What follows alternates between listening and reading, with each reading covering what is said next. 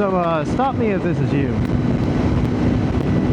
You've been on the outside looking in on the whole motorcycle thing for a while, and you're like, man, I really want to do that. I want to get a bike.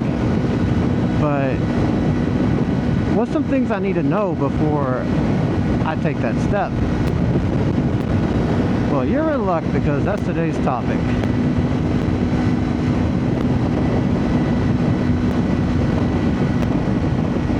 These are things that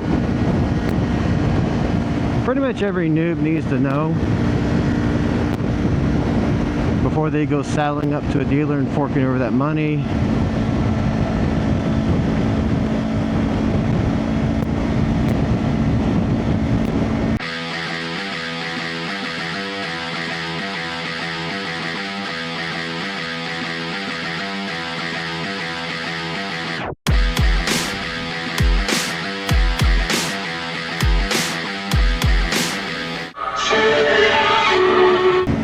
So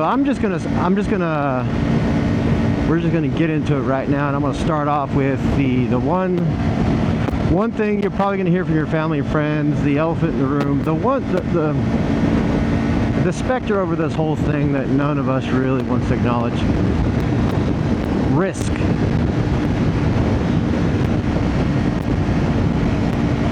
To quote the great James Tiberius Kirk, risk is our business. You make the decision to get on two wheels, it means taking a bit more of a risk than you would in a four-wheeled vehicle. I mean, there's just no way around it. Motorcycling is an inherently dangerous activity, not because motorcycles themselves are dangerous, but as we see here, let me get out of this lane. It's all these idiots.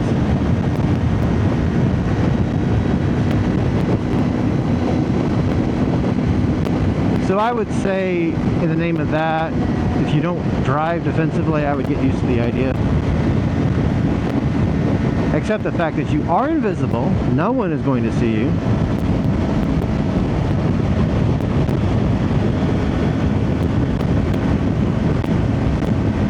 And that's just part of the game.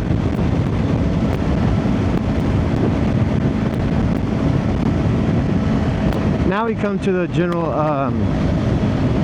the expenses of a bike versus car. Bikes generally are cheaper to get into. For one, the initial purchase price of the motorcycle is usually a lot less that of a car. And the insurance can usually end up cheaper depending on a variety of factors. But really, the cost of the motorcycle is not the real expense of the hobby. It's gear, maintenance. Because good quality motorcycle gear isn't cheap, and you're going to go through quite a bit of it if you do it right. Particularly if you start getting into things like track days, and yeah, I mean, basically companies like Alpine Stars and Dynace is going to have your wallet by the balls. That's just how it is. And while, you know, bikes generally are cheaper, they do require a bit more in the way of maintenance. There's not that you have to maintain them more, it's just there are more things to keep an eye on. Particularly if you have a chain final drive. And insurance, and this is where we're going to kind of start touching on big boy bikes versus beginner bikes. Depending on what you're into, typically the larger the bike you get, the more expensive it's going to be insured, especially if you're in the sport bike sphere. Because let's be honest, we all love the 600s, we all love the 1000s, but those are classified by insurance companies as higher risk vehicles. Therefore, you're going to pay more for your premiums, particularly if you go for full coverage. Again, insurance is one of those things, there's a lot of factors that go into it: age, driving history, credit rating. the company you're with, etc. But it's a consideration when you're making that all-important decision on your first bike. And just my personal opinion, and of course I'm somewhat biased considering what I'm writing, but I'm another proponent of the idea that new riders need to start small. I mean, there's the aforementioned insurance aspect of it, but there's also the initial cost. And if you know where to look, you can find some deals. You can pick up one of these smaller bikes for less than $4,000. And honestly, that's because I mean, you don't want to end up in a situation where you went down to, I'm just spitballing here, your local Harley dealership, and you got yourself on a $25K note on a big fancy bagger, and discover pretty much right off the bat that motorcycling just isn't for you. So, and now you're on the hook for a $25K note plus any other expenses that they might have wrapped up into it, and now you got to try to get out from under it. Whereas, you know, you buy a little $3,000 new bike, ride it for a bit, and you can pretty much turn around and sell it for what you paid for it. I mean, essentially, you have no net loss. The way to go, in my opinion.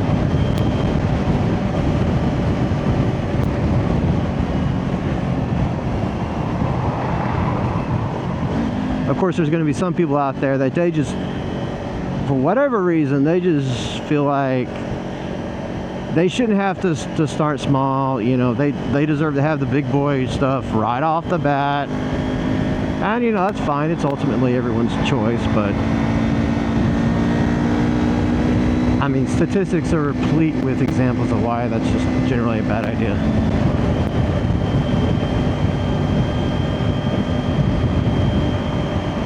And, you know, kind of the way I look at it, okay, say you go start off on a R1 or ZX10, and even assuming you survive it and you kind of you master the bike, where do you go from there? I mean, you're pretty much topped out. I mean, it's a lot like playing a video game with a character with maxed out stats, maxed out gear on easy mode. You know, I find it ironic because a lot of the people that argue for this aspect, you know, claim that small bikes are gonna bore them. Yeah, but you start off the game on a stupidly fast bike and say you survive long enough to gain some sort of mastery over it. I'd imagine you're at some point you'll get used to the power, and that bike will bore you. Anyway, it's kind of the way I look at it.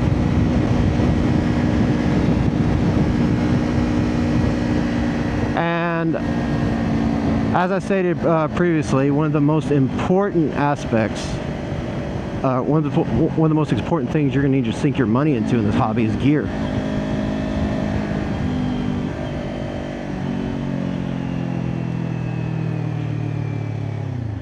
Now, I plan on doing another video another time, you know, going more in depth.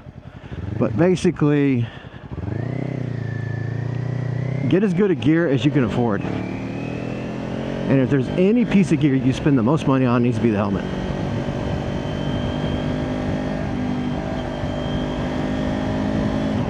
And I've owned helmets at the different price tiers. And honestly, the more expensive helmets are worth it. It's more goes into it than just, you know, how good can the helmet protect my head. You know, it's also fit and finish, comfort, noise level, aerodynamics.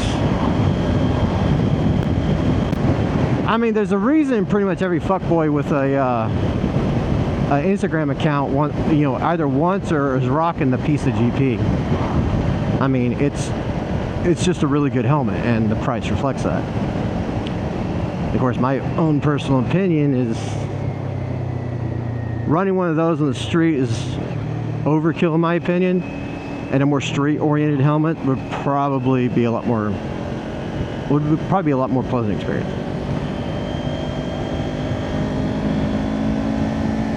And you know, with motorcycles, like any other skill you're gonna develop, there's a bit of a learning curve to it.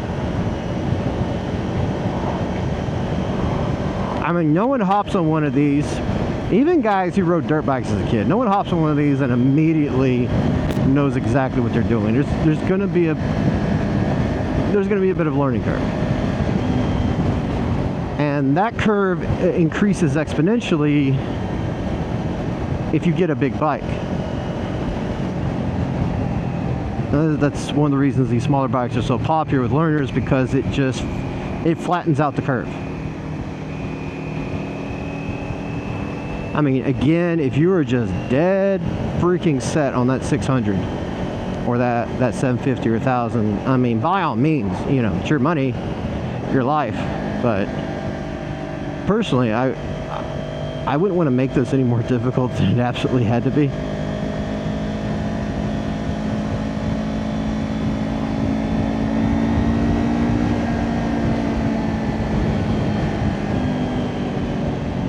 And besides that,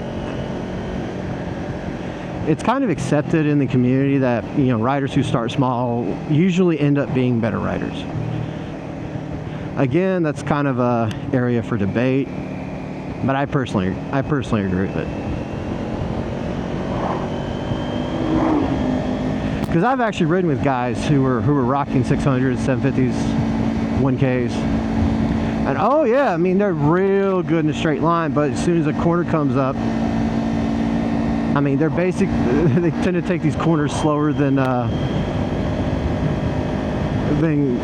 guys on R3s with less than 3 months of experience would.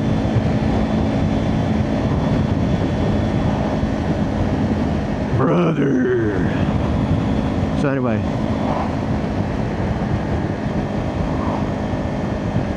Yeah, smaller bike does make things easier. So my advice to a newbie would be focus on that.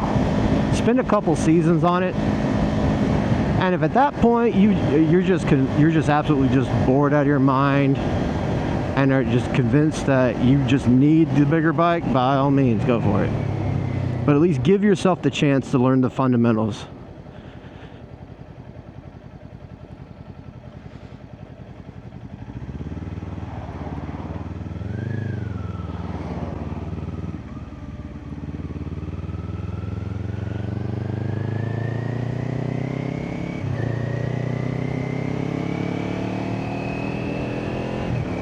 And then there's the more pleasant aspect about this hobby to talk about is the fact that if you start riding and you discover that this is your bag, this is your thing, it's going to take over.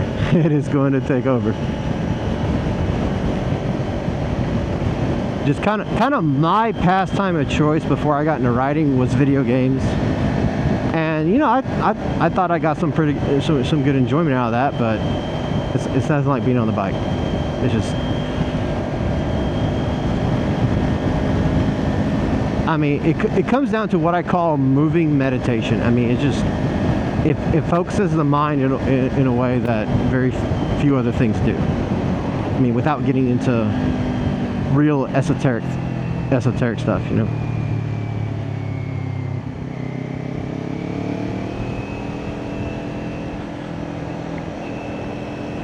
I mean, there's just something about being on two wheels that just brings out the freaking 8-year-old in you.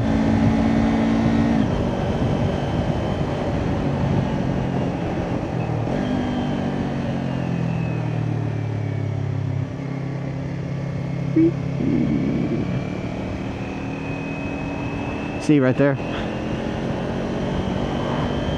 Okay. If you're still finding yourself doing wee, you're not bored yet.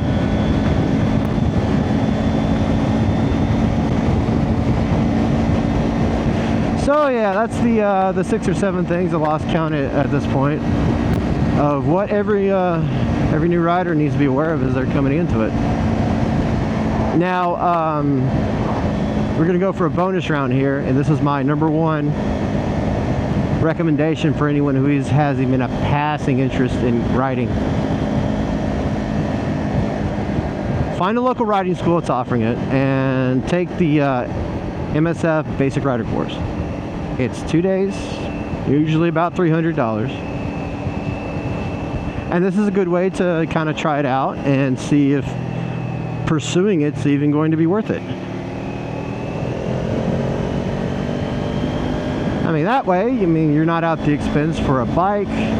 You're out a little bit of money for gear, which you can easily turn around on Facebook Marketplace, Craigslist, and, you know, flip it.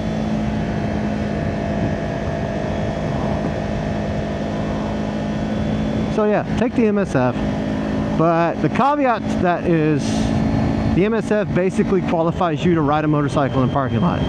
That should not be considered the end of your education. So anyway, take the MSF, and if you take it and you just don't like it, it's not for you, then at least you figured that out pretty quick off the jump. Anyway, that's been my small list of things a newer rider needs to be aware of.